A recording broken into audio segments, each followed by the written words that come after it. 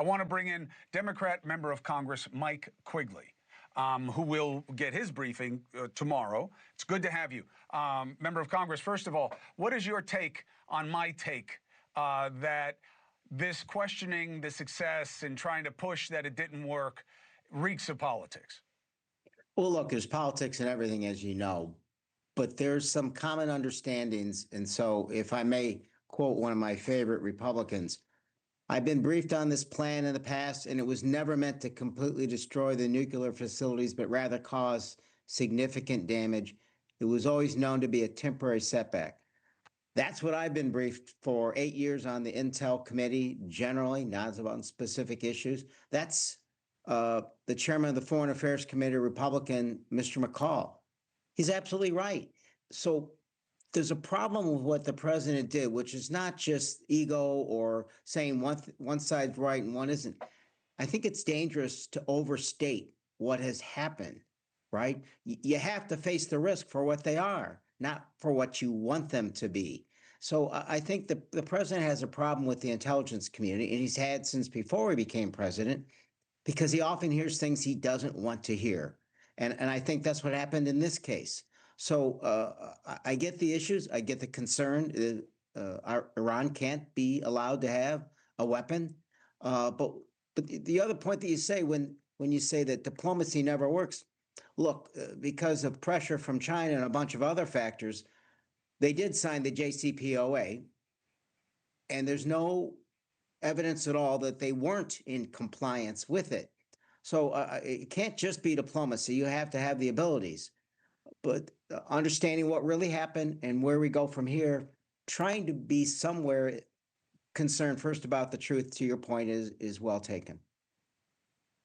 So where do you think we need to go from here? The damage has been done. The ability to enrich has been slowed down at a minimum, right? Absolutely. But they're clearly going to try to do it and keep trying to do it. So what should America do? What has worked before, and it can't be unilateral, and it can't obviously can't just be with the Israelis.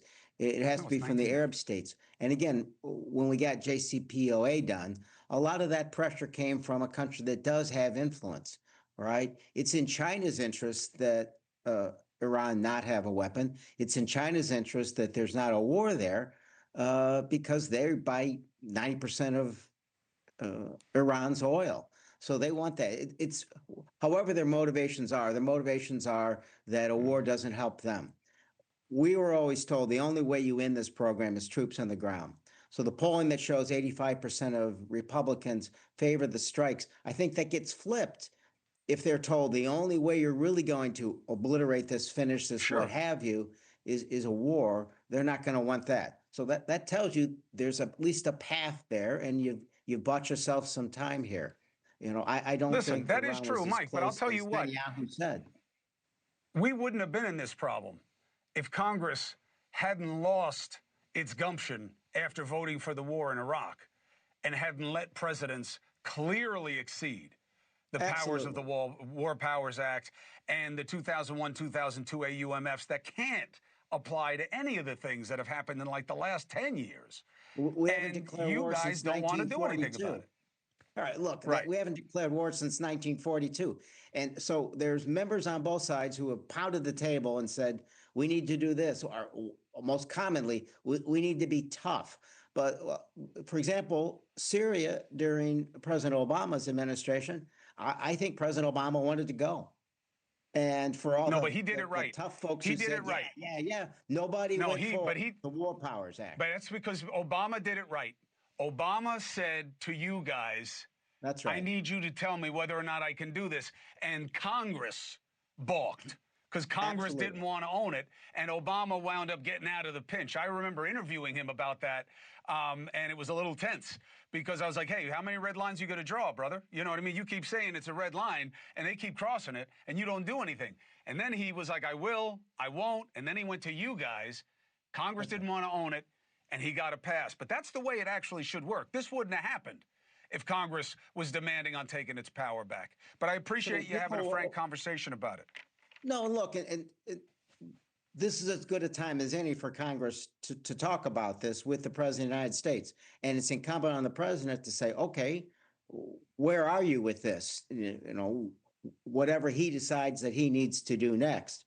So it is the historical problems here go way back, and we both have to assert authorities and understand, look, those who voted on Iraq still hate that vote, right? Yeah, of course. Because of what it meant. Because you got sold a bill of goods about yellow cake.